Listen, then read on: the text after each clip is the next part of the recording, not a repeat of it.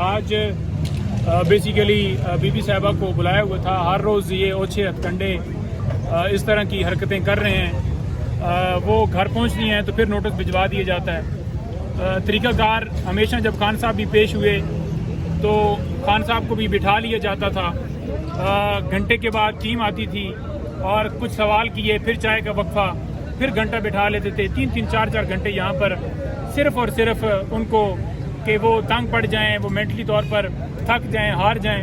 تو وہ سارے ان کے وہم تھے اور یہ وہم ہی رہیں گے. آج بھی یہی ہوا کہ 45 منٹس کے قریب پہلے تو جو ہے جناب وہ ٹیم آئی نہیں ہے. ہم نے پوچھا کہ کدھر ہے, انہوں نے کہا جی کہ راستے میں ہے, کوئی کورٹ میں گیا ہوا, کوئی ادھر گیا ہوا ہے. 2 بجے انہوں نے ہمیں کہا اور 15 منٹ پہلے بی بی صاحبہ لاہور سے پہنچ گئی. تو ٹیم یہاں پر پہلے ہی موجود نہیں تھی. آج انہوں نے تمام سوالات کے پہلے کی طرح جوابات دیے ہیں. ایک کوشچن نامہ بھی انہوں نے دیا ہمیں. گرفتاری اس مقدمے میں ایک افواہ پھیلائی گئی کہ گرفتاری ہو جائے گی. وہ اس مقدمے میں بیل کے اوپر تھی. گرفتاری کسی طرح سے ممکن نہیں تھی. اور ہمیشہ جب بیل اپلائی کی جاتی ہے تو نیب جا کر عدالت میں بیان دیتی ہے کہ ہمیں کوئی ان کی گرفتاری جو ہے مطلوب نہیں ہے. تو جب وہ بیان دیتی ہے اس ضمانت کو ڈسپوز آف کیا جاتا ہے. جو ہی گھر پہنچتے ہیں تو دوبارہ نوٹس بھیج دیجیے. لاسٹ ٹائم جب ہم نے اس میں بیل کے لیے اپلائی کیا, عدالت کے اندر یہی کہا گیا کہ نوٹس بھی نہیں دیا گیا. حالانکہ نوٹس دیا گیا تھا, اس لیے ہم آئے تھے عدالت میں. تو لہٰذا جو ہی وہ پھر گھر پہنچی اور نوٹس مل گیا, اور اس میں انہوں نے پہلے تو بلاتے تھے بطور گواہ, اس دفعہ بطور ملزمہ بلایا گیا. اب حیرت کی بات یہ ہے کہ آپ بطور ملزم کیسے بلا سکتے ہیں, اور یہ کیسے کہہ سکتے ہیں کہ وہ تفتیش کے اندر انہوں نے تعاون نہیں کیا. ہمیشہ جب بھی وہ آئے انہوں نے تمام دستاویزات, ایگریمنٹ, جو ریلیونٹ ڈاکومنٹس تھے وہ پرووائڈ کیے, اور خان صاحب بھی پہلے آلریڈی پرووائڈ کر چکے ہیں. یہ وہی سوالات ہیں جو خان صاحب سے پوچھے جاتے تھے. 1 دفعہ نہیں 10 دفعہ پوچھے جاتے تھے, 10 دفعہ بلا کر پوچھے جاتے تھے. سیم وہی ریپٹیشن یہاں پر ہو رہی ہے, اور انہوں نے تمام سوالات کے جواب دیے ہیں. انہوں نے بڑا واضح بتایا ہے کہ میں تو اس کے اندر ٹرسٹی تھی, میرا تو کوئی کسی طرح سے اس کے ساتھ, آپ دیکھ لیں نا, اگر ایگریمنٹ ہی دیکھ لیں تو اس میں جو پراپرٹی تھی وہ ٹرسٹ کے نام ہونی تھی. اس سے کوئی فائنینشیل 1 پینی کا فائدہ جو ہے اس کی انکم سے یا اس کے جو وہ ایسٹ سارا ہے وہ تو ٹرسٹ کے نام پراپرٹی ٹرانسفر ہو گئی. تو اس سے کوئی انکم جو ہے وہ بی بی صاحبہ کے اکاؤنٹ میں نہیں آنی, اور نہ آئی ہے, اور نہ مستقبل کے لیے آئے گی. تو پھر ان کو کس طرح سے قصوروار ٹھہرایا جا سکتا ہے کہ انہوں نے کوئی فائدہ لیا ہے. اب بات یہ ہے کہ وہ قتل ہوتا ہے کوئٹہ میں تو مقدمہ یہاں پر پہلے ہی کہتے ہیں کہ درج آپ پہ ہو جائے گا.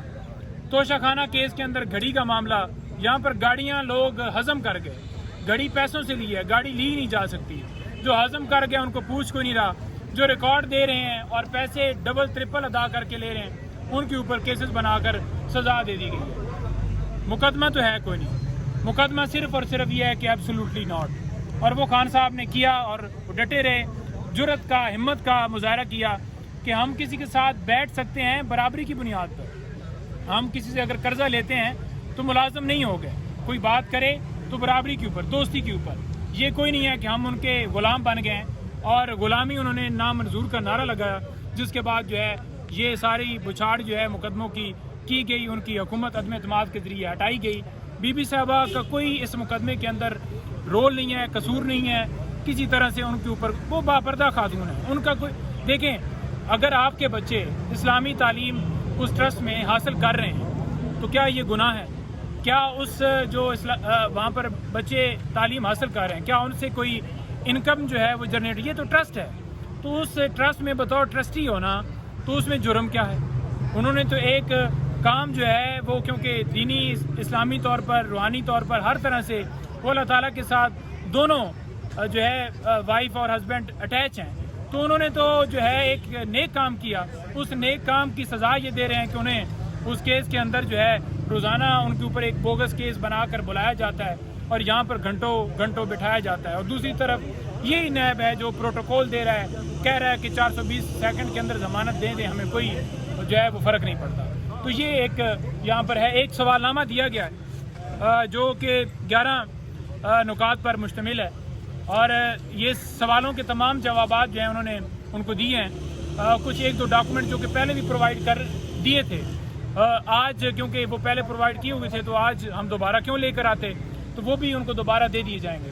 وہ سوالنامہ آپ کے ساتھ شیئر نہیں کر سکتے, تھوڑا سا اس کے اندر یہ ہے کہ وہ ایک آفیشیل ایک چیزیں ہوتی ہیں, تو انشاءاللہ جو ہی یہ بھی آپ کے ساتھ شیئر کریں گے جب کوئی ایک سوال جو اس کے اندر رہ گیا ہے دستاویزات کے حوالے سے وہ پرووائڈ کی جائیں گی تو آپ کے سامنے ساری چیزیں لے کر آئیں گے. اچھا پنجوزہ صاحب, ایک سوال ہے کہ یہ جو القادری ٹرسٹ ہے یہ عام آدمی کو کیسے سمجھ آئے گا, جس کے اندر جو ہے نا بشرا بی بی کو جو ہے نا انوالو کیا جا رہا ہے, ایک آسان سے الفاظ میں بتائیں جو کہ عام آدمی کو سمجھ آئے کہ یہ ٹرسٹ اور یہ یونیورسٹی کس مقصد کے لیے بنائی گئی تھی اور اس کا مقصد کیا ہے, تاکہ عام بندہ سمجھ سکے اس چیز کو. دیکھیں, یہ چیریٹیبل ٹرسٹ یہ یونیورسٹی اس لیے بنائی گئی تھی کہ وہاں پر بچے جو ہیں وہ تعلیم حاصل کر سکیں, دینی تعلیم حاصل کر سکیں, سیرت النبی سمجھ سکیں.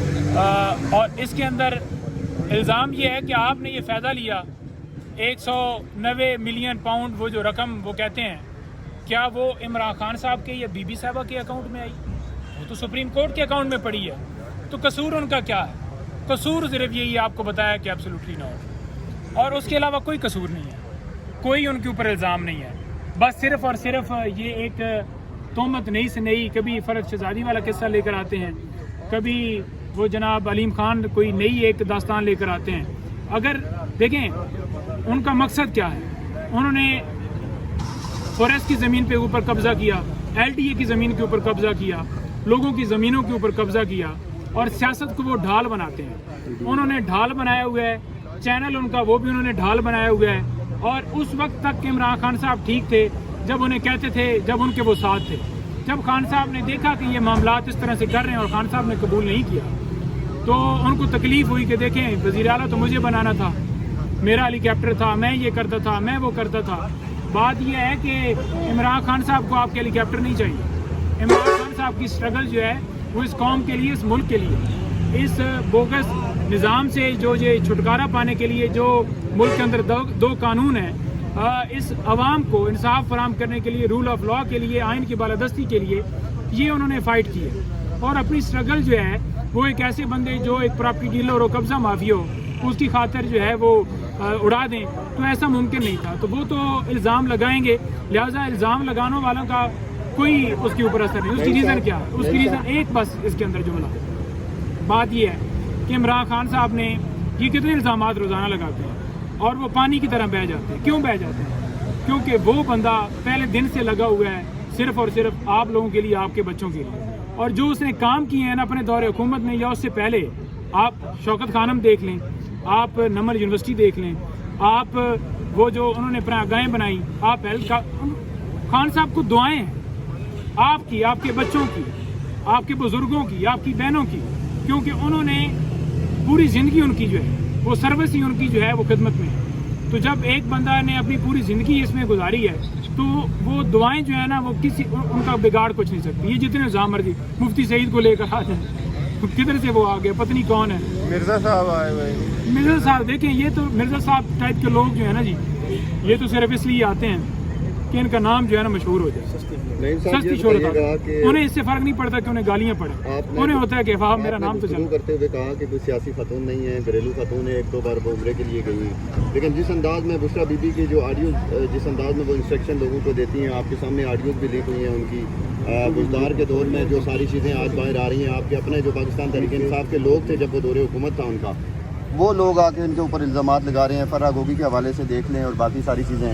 دوسرا سوال یہ ہے کہ جو لوگ ہیں کچھ وہ اس طرح کا بھی ایک تاثر دے رہے ہیں کہ بشرا بی بی عنقریب جب انتخابات نزدیک آئیں گے تو عمران خان کے خلاف ایک بڑی پریس کانفرنس بھی کر سکتی ہیں, تو کیا کہیں گے؟ دیکھیں بات یہ ہے کہ یہ تو سب کے وہم ہے, یہ تو نکال نے پریس کانفرنس والا معاملہ. اور دوسرے نمبر پر اگر بات کی جائے آڈیو لیک کے حوالے سے, تو کوئی ایسی آڈیو نہیں ہے جو اوریجنل ہے. اس بات کی انہوں نے خود بھی تردید کی ہے, اور یہ معاملہ جو ہے اسلام آباد ہائی کورٹ کے اندر بھی پینڈنگ ہے کہ یہ فیبریکیشن کی جاتی ہے. پہلی بات تو یہ ہے کہ کوئی اگر آڈیو ریکارڈ کرتا ہے پرائم منسٹر آفس کی, تو وہ کون کرتا ہے, کس کی اجازت سے کرتا ہے, کون اس کو اتھرائز کرتا ہے, اور کیسے وہ پھر پبلش کرتے ہیں, کس قانون کے تحت کرتے ہیں. یہ تمام چیزیں وہاں پر رکھی گئی ہیں, جس میں وزیر اعظم آفس کی طرف سے جو جواب آیا ہے وہ یہی ہے کہ جناب IB والے کر سکتے ہیں, ہم تو ان سے کچھ نہیں کہہ سکتے. تو لہٰذا کوئی تسلی بخش جواب نہیں آیا.